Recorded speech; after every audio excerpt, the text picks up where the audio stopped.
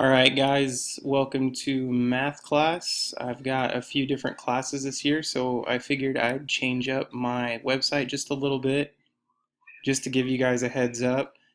You're all going to still be in Big Ideas Math. I'm going to try and do a little bit better job of collecting and holding you guys more accountable for paperwork as well this year.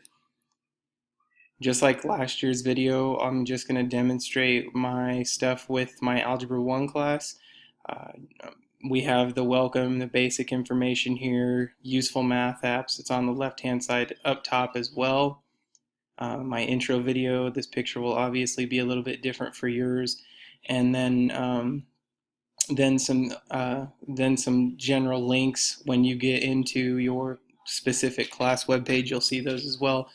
Along the left-hand side up top, you'll see all of the different classes that I have, along with a couple other things that I am involved in.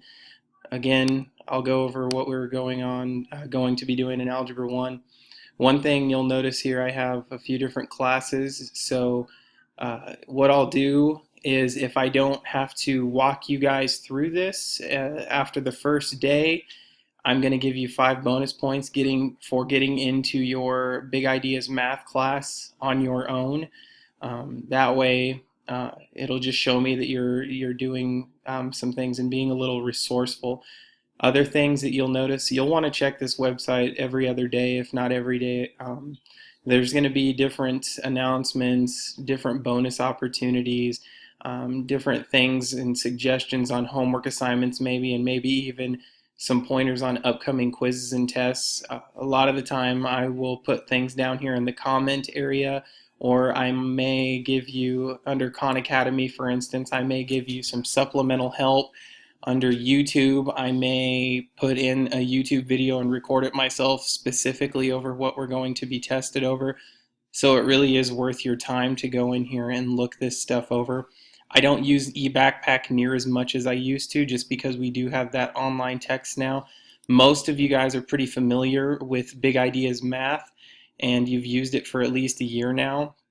But just to refresh your memory, this is a clickable link. When you click on this book after you watch this video, it'll send you to a page and it will ask you to log in.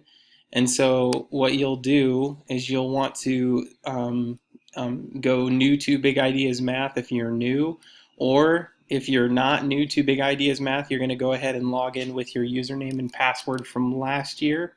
Once you get logged in, you can add classes to your list. So right there underneath your name, if you click on your name, you can add a class. And what you're going to do is go back to my website. Again, there's going to be some URLs and some QR codes in my classroom, and you'll be able to find these. But again, here's the class code that you'll want right here. And you'll go, for instance, if I'm in Algebra 2, go to the Algebra 2 class, and the class code is there. So don't just put whatever in there. You need to go to your respective class and put that class code in there.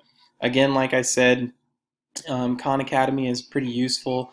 I always recommend having students look over that. If you spend some time in Khan Academy, you can go and pretty much learn all the way through the course and do a whole supplemental course if you're struggling. And it has it broken down just like our math textbook does. So that's a pretty useful tool for you guys to have, and just know that it's out there.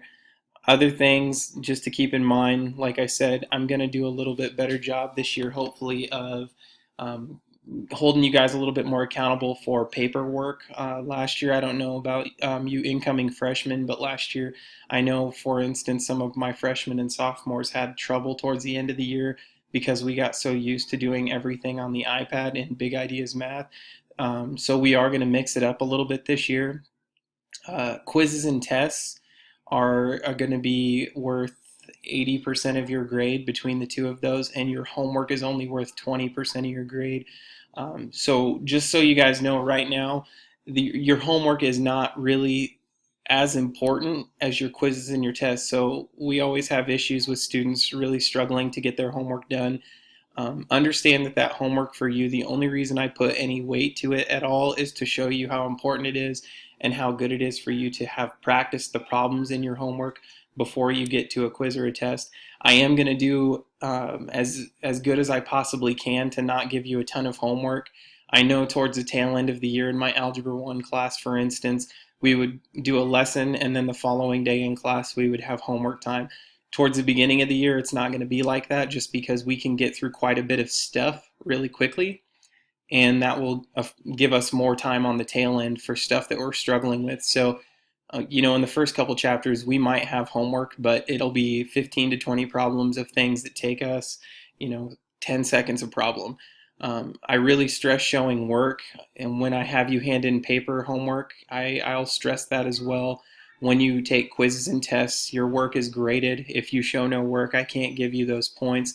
You're never going to take a math test or a math quiz for me where it's going to be either you're right or you're wrong. They're all 5-point questions, and only 1 point is for the correct answer. The rest of it is for your work. So if you're showing me that you know the process of what's going on, you'll be able to get quite a few points. In terms of asking questions, email works really well. If there's enough of you asking questions, I can record a video if I have time. In the fall, I coach middle school football, and in the winter, I coach girls basketball. But I'll still find time to really work on stuff at home if you guys need that time. Other than that, if you have questions, like I said, email me, come see me in class. Really advocate for yourself. And a lot of high school students struggle with that. Make sure that if you don't understand something in class, you raise your hand, ask a question. Be respectful of your peers if they have the question, because you never know how many people have that question. And don't be nervous or scared to ask those questions in class. There's going to be times where I might not know the answer right off the top of my head. If I work out a problem 3 times and I'm banging my head against the wall, it'll just show you that I need to figure stuff like that out too. So again, just make sure you guys are putting forth that effort, and I'm excited for this school year and looking forward to working with you guys.